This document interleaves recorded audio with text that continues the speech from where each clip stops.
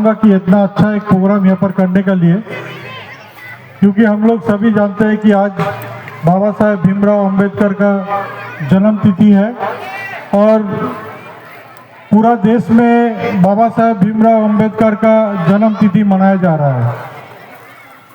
इसके साथ साथ आज जो हमारा संविधान है, इस संविधान का जो रचना किया है वो डॉक्टर B.R. अम्बेडकर।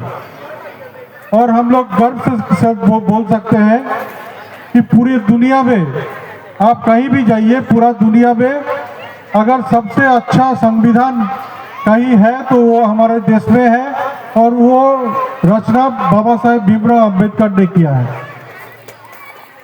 इसके बाद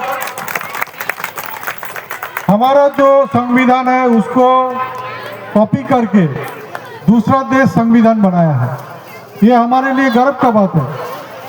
और बाबा साहेब भीमराव अम्बेडकर ने जिस तरह से संविधान को बनाया है, आप लोग जानते हैं कि हर धर्म के जो लोग हैं, जो अपना अपना धर्म को मानता है, जो सभी हमारे जाति के लोग हैं, उनको समान एक जगह में लाने के लिए बाबा साहब का ये संविधान बहुत काम में आया है।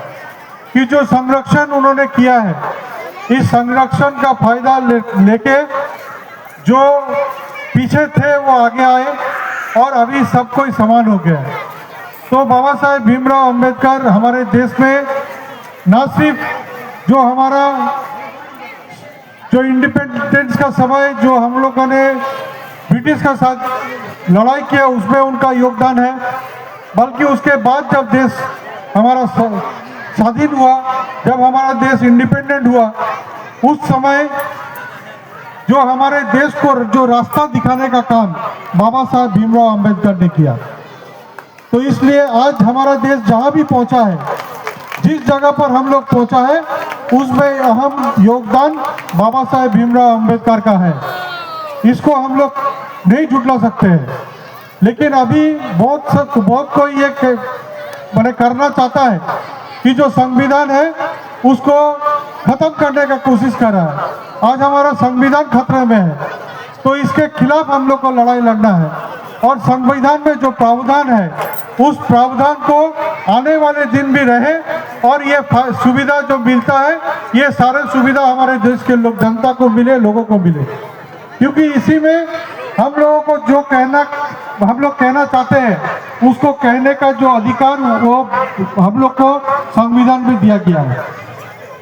तो अभी देखिए, अभी कुछ लोग हैं जो हम लोग क्या पहनेंगे, क्या खाएंगे, कहाँ जाएंगे, इन सब में दखल अंदाजी कर रहा है।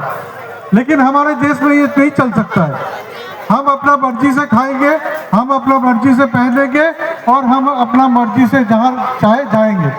यही हम लोग का संविधान बोला है और इसी को हम लोग मानते हैं।